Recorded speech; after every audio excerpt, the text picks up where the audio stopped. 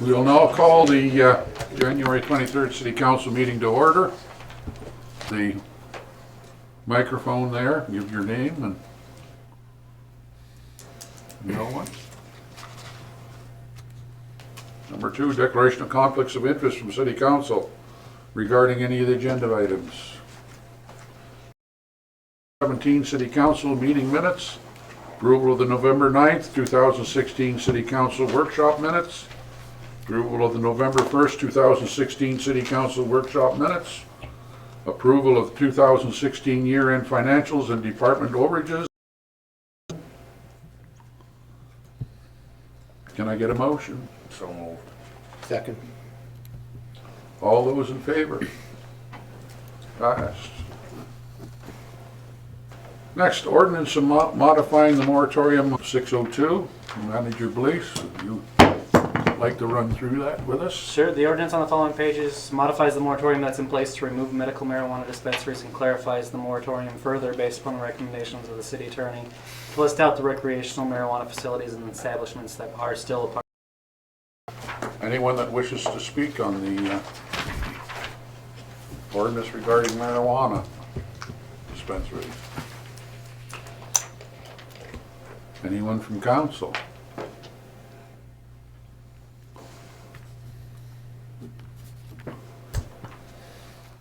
Public hearing.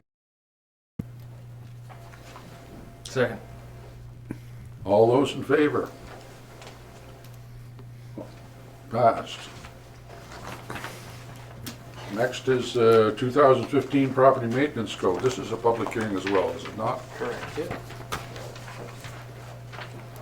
We're in the public hearing at, Version of the same code from the International Code Council.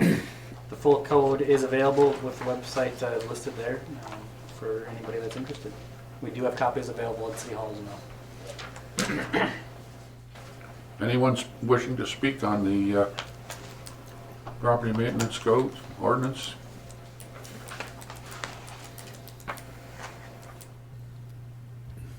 Anyone else have any questions or comments? How often do we update this? The ICC updates the code every 3 years, so typically we update it when they do. Anything else? Public hearing closed at 6:04. All those in favor? Approved. Next item, building permit fees. So the council asked us to look at building permit fees that we charge. First off, building permit fees only generate approximately $16,000 in any given year. That's 0.04 of a mil. Currently, we charge $6 per thousand of project costs. For local comparison, Presque Isle is charged based on per square foot. Others charge based on per $1,000 of project costs. Limestone was the only one that charged a flat fee, and Guilford doesn't charge anything. Moving to a per square foot for a building fee would make the fee more balanced and would help prevent people from claiming the structure they're building is only going to cost half of what the real price is. Prices of 30 cents per square foot for residential and 40 cents per square foot of commercial would have us collecting about the same amount of money every year. We take a flat fee of $50 for a building permit would generate about $2,300. So a flat fee of $50 for a building permit is recommended by staff as a good way to modify the building permit fees. We also recommend that the demo permit fee be eliminated. If the council is interested in moving forward with these recommendations, or if they'd like to make their own potential changes, we will draft ordinance to reflect that and have it ready for introduction at the next council meeting.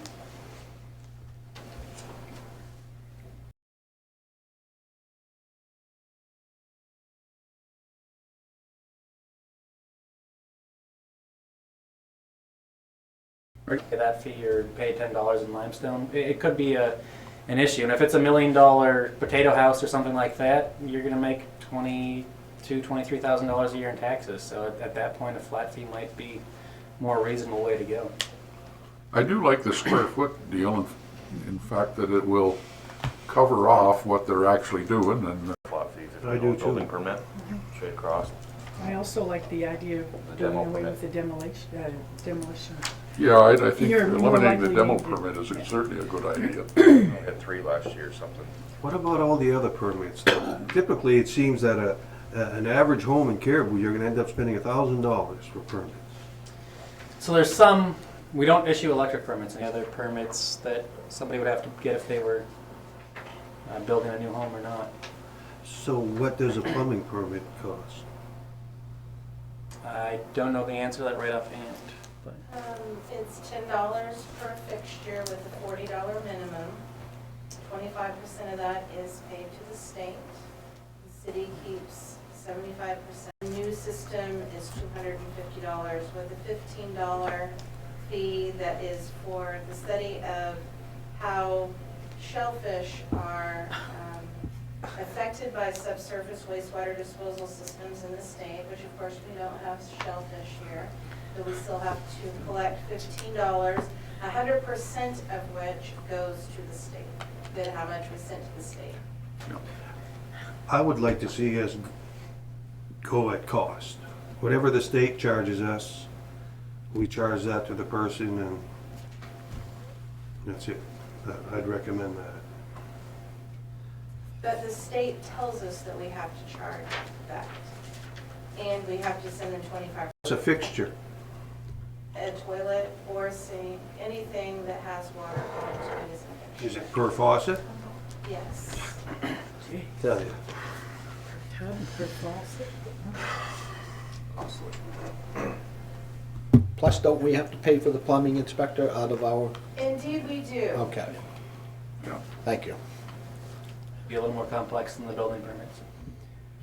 Could you put that on your list of unfunded mandate things? It is, it's part of the MUBEC and everything.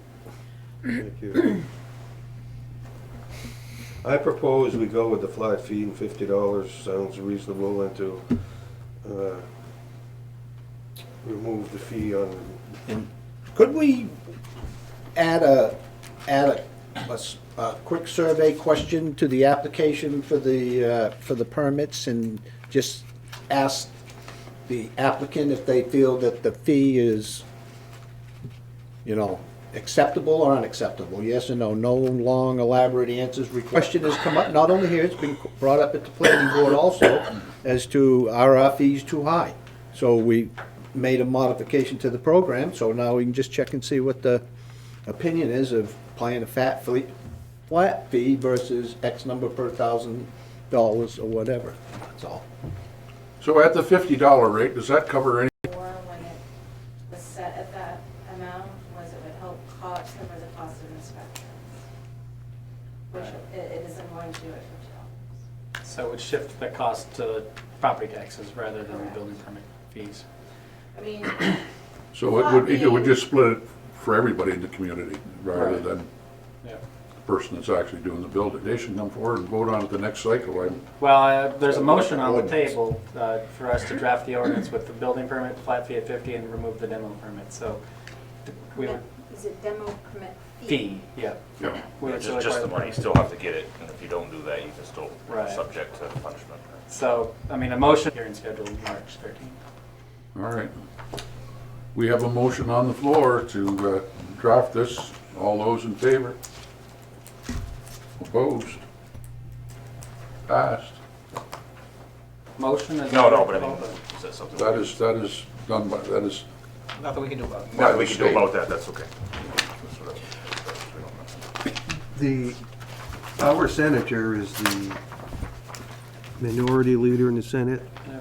He can propose bills and fee, and we can waive the rest. I mean, why? Whatever. Sure. was the senator not going to come to a council meeting? I thought he was. He had made that offer at some point in time, but he didn't set a date for when he would come.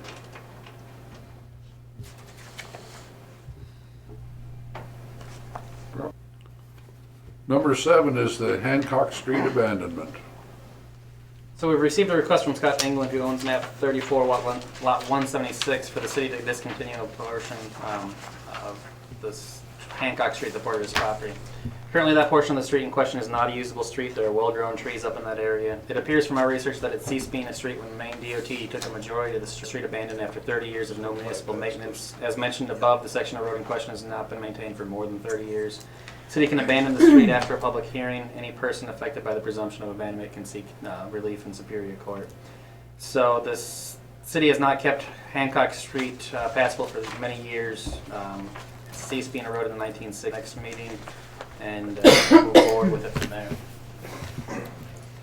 So moved. Second. All those in favor? Passed. So we'll set the public hearing for, March or February 13th. Yep. February 13th? All right. The wage and classification policy for the council to consider this evening. That policy is on the following pages. Any discussion, comments? I'd like to make a recommendation that we not necessarily approve this evening, but as a council or a personnel committee, sit down and go through the whole thing. I think there's probably a lot more stuff in there than just the few things that we discussed during the budget process that could probably be looked at. Have a chance to sit down and Just discuss this one topic at that meeting. give the wage and classification, yes. Have a workshop for that. Good with that. I'll make that a motion then. I'll second it. Okay, we'll, motion to leave it for review in a workshop here and go through. All those in favor? No. Opposed? Passed. Mr. McDonough, you'll have to call the meeting, you're the, Yeah, all right. 2017 revenue budget. there'll be an email coming. The 2017 revenue budget is up for discussion and possible approval tonight. Some of the major changes that are part of the revenue budget include the following. This is our budget at the same level as we took in for 2016 as well. We're budgeting $3,798,457, which is $145,923 less than what we raised in property taxes in 2014. Budget will require $400,787 from undesignated fund balance to be used. That is 25% of the fund balance as of the end of 2016 in Augusta currently. Fire and ambulance revenue is slightly down based upon the types of calls, payer mix, and the reimbursement amounts. The police department revenues are up slightly, salary reimbursement is up. And we're also starting to do some work with the local bank to help move money between the ATM and the bank, which is providing some contract income in the police department. The state's building permit fees down to the $2,300 from the $16,000 or so that it's budgeted at now. So it's recommended that the revenue budget be adopted by the council tonight so the budget can be entered into our financial software system. There'll be some budget adjustments required to the revenue budget, as always, and a few in the expense budget that will be adopted in June before the mill. That was reimbursed for, that was money the state would pay to reimburse us for costs on the building. Is EMS's rent included in that? Upstairs? No, it's just the downstairs portion of the building. I'm not sure what line that comes in. I don't know. Right offhand. I'd have to look at it. And are they the only tenants? Besides the ambulance building. They're the old VFW? outside. VFW? They're still there. So it's two then. Are they subletting from EMS? They're subway.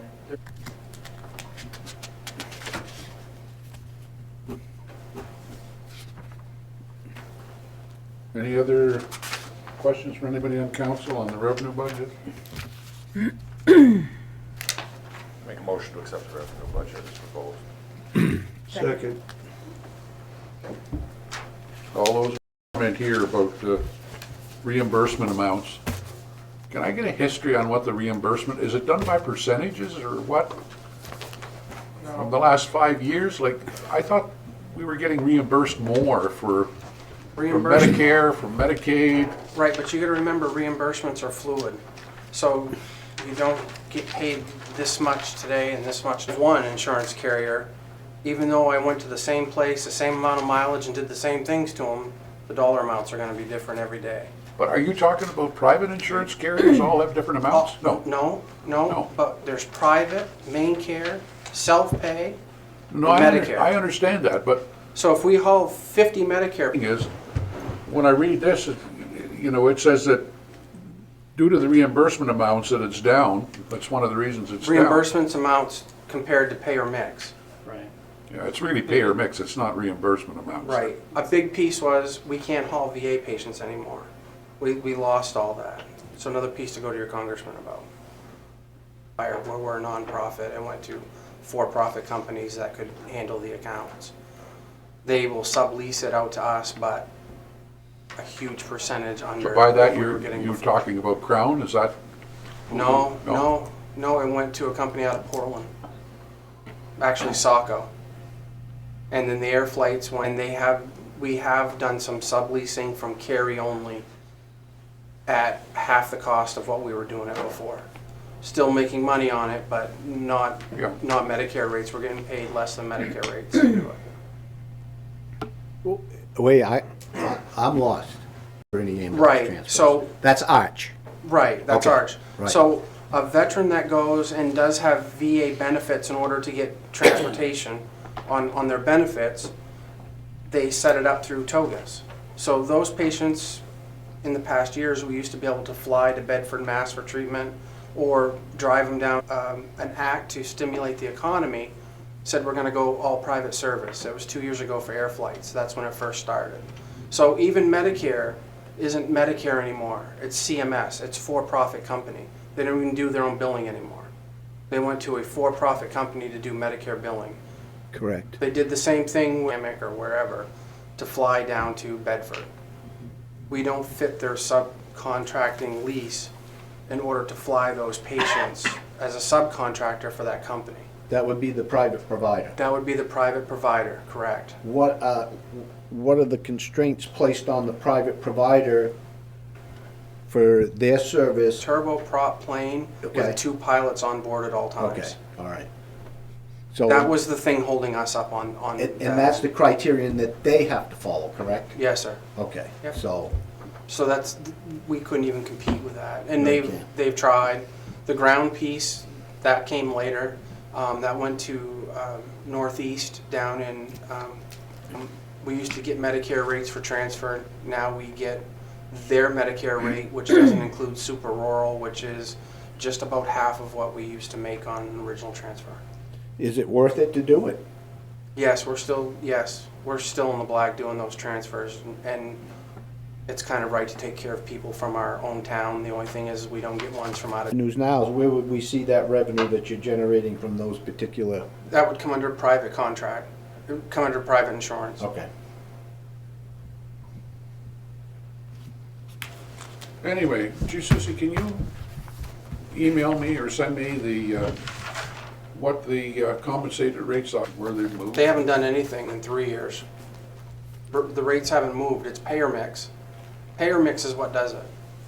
No, I'm not talking about to compare it to the revenue. I'm talking about, so I understand what's happening with the rates that, you know. They're flat. So you're not getting paid any more percentage on Medicare than what you were 3 years ago? No, sir. I thought last year, Which they've pushed back because they're in negotiations right now, and I've been down to Augusta on this, and they're dealing with DHS. It all falls onto DHS compensations back to ambulance reimbursements. They're holding up the funding on that end, and there is a hearing sometime this spring, and I'm waiting to get a date on that one. Because we're getting paid, once you bill them, that's it. You can't go after the patient for any other sort of compensation on those. What you get is what you get on those. But I can easily, the rates, I can send you our rate sheet. We did go up in mileage, they did allot us more in mileage, so we raised that up more than what we normally were, but we're making it up on the other end with private insurance. 75 for the first 10 miles, and then $12.70 for the next 50 miles, and that's how it boils down, but I can easily send you that All right. sheet. while you're standing there, did you order a new fire truck? Yes, sir. Okay. Any other questions on the revenues for 2017? Nation of the city manager. Do we have a choice whether we accept this? Yeah, What if we don't, what happens? yeah. Just out of curiosity. We could try it and find out, I guess. He'll keep sending us a bill after he's gone for his wages. Anyway, Austin, do you want to run through this? Sure. Mayor and Council, I've greatly enjoyed my time here in Caribou, and I'm proud of the great things that we were able to accomplish in my time here. I'm especially proud of Thursdays on Sweden and the great tradition that has started. It's been an amazing opportunity for Caribou and neighboring communities to have a gathering place that everyone looks forward to throughout the summer. The cleanup of the former Bird's Eye sites is another great success story that will only continue to get better. The opportunities that will come when that's over the next few years. The future is bright for Caribou, and I am proud to have helped pave the way for that future. With all the positive things that Caribou has to look forward to, it is my sincere hope the council will focus on the opportunities that lie ahead and embrace them in a forward-thinking manner. Thank you again for the opportunity to call Caribou home for these past several years. My family and I will always have fond memories of our time here. Yeah. He was right up front about that when we hired him. So reluctantly, though, I'll make a motion to accept his resignation. Retirement? I want the retirement. I corrected that. That's a okay? better- This is real news, it's not fake. Tim, did you second? I sure did. All those in favor of accepting the resignation? Opposed to business here? One is that there's a meeting supposed to be held tomorrow night for the public hearing on the RSU over in Limestone. Due to the anticipated weather conditions for tomorrow evening, the public hearing scheduled in Limestone will be moved to Thursday, January the 26th at 5:00. They can go to Limestone on the 26th.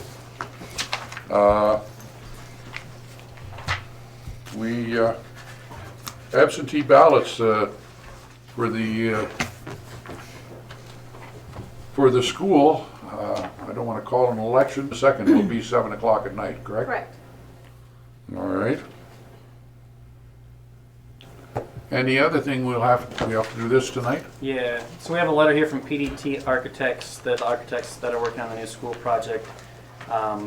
They're requesting an opinion from the council. We would need a motion. They're looking to, Councilor McDougall works for Stantec.